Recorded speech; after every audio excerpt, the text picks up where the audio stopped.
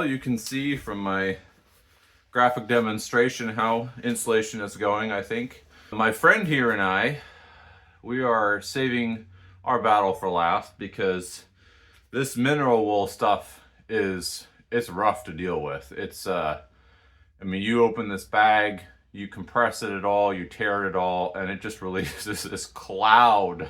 And it's not faced, so it's not like you can kind of point it in one direction like you can with most of the fiberglass that I'm dealing with. We're gonna get all of the exterior wall insulation done first. I've only done a little bit of the interior wall, and then we're gonna come back. I'm gonna torture myself by putting in all of the ceiling interior insulation, and then we'll do the walls, very last thing that we do. And those will both be after inspections on the insulation are improved, so that you know, we can have that done. And then if I don't feel like doing it right at that specific moment, or you know, if I want to put up a little bit and then do some sheetrock or whatever, I can do that. I got this beat up sheet here, and it's going to go along here, hopefully fill in that whole rim joist void more or less. I need another one. It's my last one.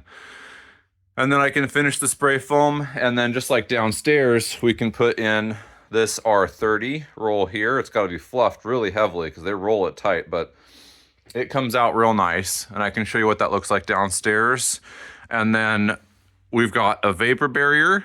2 inches of this counts, or retarder, I guess, vapor retarder. And then we have a nice air seal around here. And as much as anything else, that's really just to preserve the airflow from above down. Some of this stuff is just constantly floating in the air, so I'm gonna go open up window up here and one window downstairs, even though it's pretty cold out. I've been keeping them closed because it stays about 10 degrees warmer even now, and that's gonna be important this week because it's a beautiful week but cold temps at night, and I don't want any of the interior pipes freezing. They shouldn't, but better to know now before I get the insulation stuffed around them if any of them are going to go bad with a freeze. That's what I'm talking about. So we got boards. We're going to drop this as a little heel, kind of just a little ways out from that existing 2x6, and so there'll be a void where air can kind of, you know, go one way or another around in that space, and then it'll be able to come up. I will probably finish out the air foam seal, and then all on the bottom there too, right down there, the whole way down, just put in a nice little bead. So do what I can to prevent it from going down. Instead, it should go up. I haven't made any progress up here. I've been avoiding it. I don't really want to work with these R49s anymore, but I did finish the downstairs. There's the dining. There's the utility, all done, which is a very nice feeling. It's not that the R49 is so bad. It's really not. It's just that it's overhead, and that means I got to do some funny things in order to avoid getting a bunch of dust in my face. Meanwhile, this is all going back. All this R21's going back. I ordered as if there were no windows and doors, and that bundle of 5, I only needed 1 in my original calculations, but they have to send it in those 5 bundles. So really it would have been less of a huge over order, and I apologize to Lowe's for having to return all that, but it's going back. This, I can't return. It's been years. That was up at the shop, but I'm going to use it. And this, for sure, maybe 2 of them going back, which is about right. Again, ordered in a bundle. And this guy, these fellows, these R49s, I think these 2 will go back, which is nice. I mean, that's a couple $100, just those 3. And then this will be a couple $100 more for sure. That's going to be a big deal for us. Dad and I got this all done yesterday, except for a little bit in the Met closet, but we're all done. You can see rim joists very thoroughly and thickly insulated, looking really nice. Working our way up the stairs here, got some more work to do right here. And then the second floor I haven't put any real effort into for a little bit, other than just to get, you know, all of the R21 batts that I would probably need set out. So they're ready to go. I don't think I'm gonna have to use this bag. I'll probably go down with the others, but we'll find out. So I have these bags of R30 unfaced back there. And I had thought about putting, you know, facing and using them in the crawl space ceiling, the floor of this first story. And I decided against that. It's just gonna be a lot easier to just use the R30 that I have for that specific reason. And so this is going to be something different. This is going to be specifically used around these rims up in here on the first floor. Is what I'm cutting this one for. That is a, you know, first to second floor. Essentially I've got like 11 inches. And so I've cut this a little bit more than 11 inches to make a nice snug fit. Just rolled it all the way out. And I can still use the other piece. I'll just jam it in, you know, section by section. It'll still insulate just fine. All right, so this is probably the worst single batt as far as stuff to do to prep. So let me just show you how you can deal with all these type of obstructions. Okay, so insulating, you want to get the insulation, you got to remove it and you got to put it behind. So I just cut it and rip it off around each of these boxes and then stuff it behind so you get some value out of it. And then additionally to that, this is filleting. So you can see I've stuffed the lower insulation behind. I just gave this back piece a cut and then this will go up into there like that. I'll pull it nice and tight. And when it's done in the end, I'll fluff it. And then these just go over the top. And you've got, you know, your insulation is still maximizing what it's supposed to do. So I still got to cut off the paper on the front. I do cut off the paper on the front and get it out of the way, and then I'll get this all stapled up and it's going to be good to go. So when you're installing your wall insulation, this is what you're shooting for. You want to get as much as you can, that cavity completely filled. It needs to fluff out. And on these 2x6 walls that I have, the batts don't need a whole lot of work. Usually when I'm done installing, I just kind of run my hand over the surface and that just moves into any cavities that may still exist, smooths it out.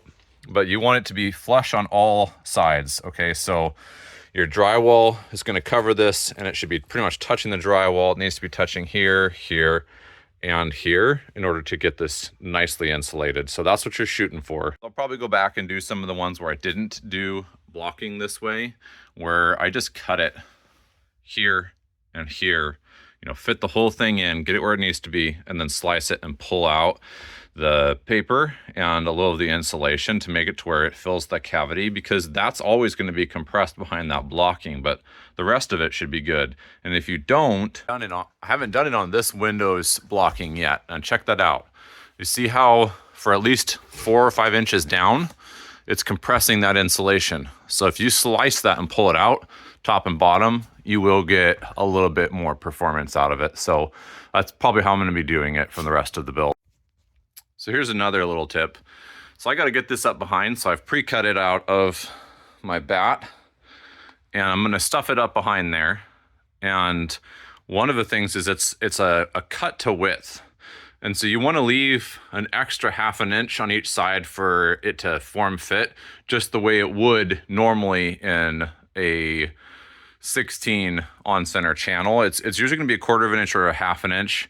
And I'm going to get that up into there. So we are stapled on that right side with the actual paper flange. And now we smooth across and you'll notice that we've got, you know, a 1/2 inch onto this board. So now we have a flange to close this side as well. It's not as strong as the doubled up paper of the fold, but it'll do. And, you know, just gets you a nicer finish for getting your drywall put on and makes it a little bit better of a vapor barrier, vapor retarder. I want a computer.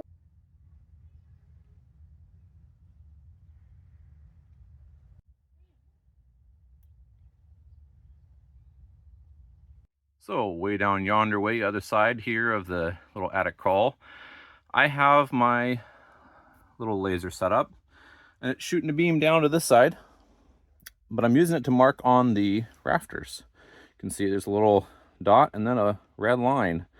And that's going to give me where to measure down from. I don't know that these are as good as I would like.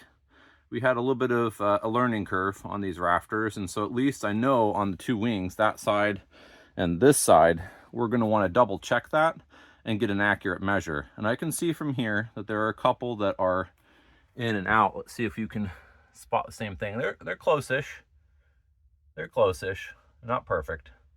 And so we're just going to get, you know, double check on that on this side and the other side. And if they're all within a very small amount, then I'll go ahead and I'll just cut them all at one time. Otherwise, it'll be an individual cut for these. So what we're doing back in here is I'm kind of doing an after the fact energy heal. And these aren't trusses, they're rafters.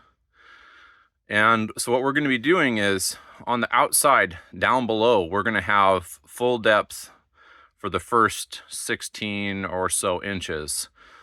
20 inches from the outside wall of insulation, and I haven't decided yet whether to put the facing down there or up here.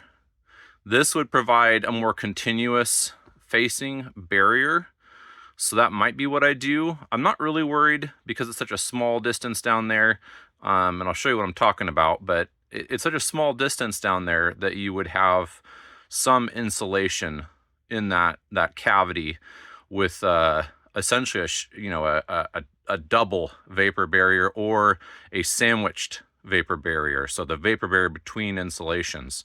And there's a floor, you know, some wood in between. So I haven't thought about it 100% yet which way I'm doing it, but if we put a little bit of insulation up here, I think that's going to be nice, and then put some more down there, and we should get a pretty good value out of that. But the other thing that's going to do is, you know, having this little drop down, I think is going to make it easier to finish in here with rock. And, you know, because they would have been sitting on a shelf. And then what do you do with that? Do you caulk it to try and seal that? Do you spray foam it?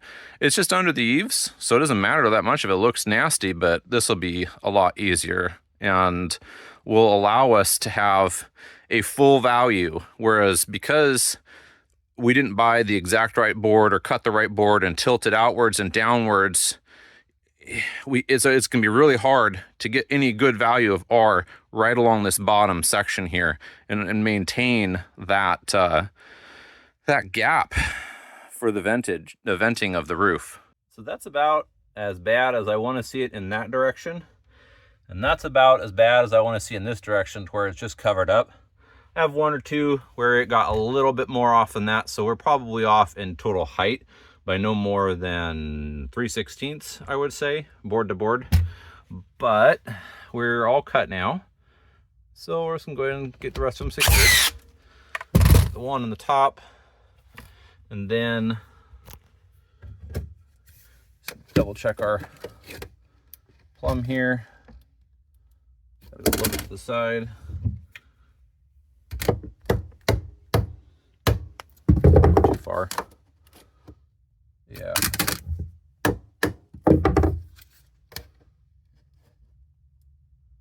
There we go.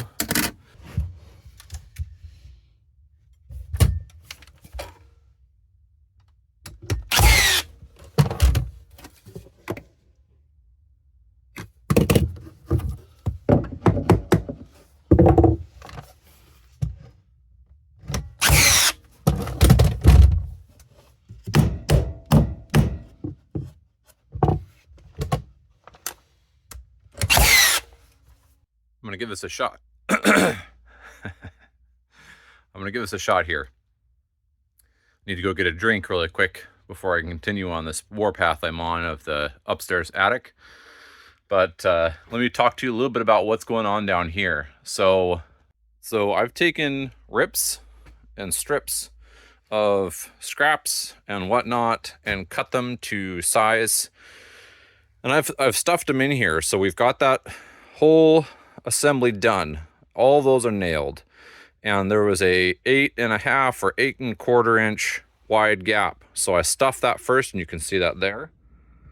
That's the lower piece of insulation. And then I took a larger strip the whole way down and stuffed it further back. And the reason for that's because this R30 is going to come in and it's going to stick past this 2x4 back into that space and fill it up. So I'm going to start on the bottom, fluff the bottom first, and then I'll work my way up each of these sheets. Excuse me.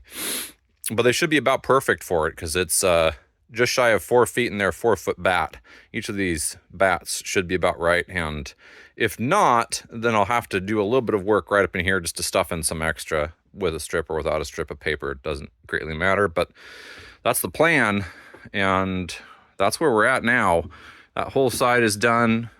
An insulation and just below, a little bit below each of those holes, which these holes, as you recall, they're overkill.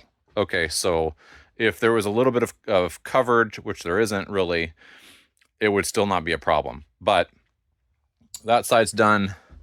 This side is basically 100% as well.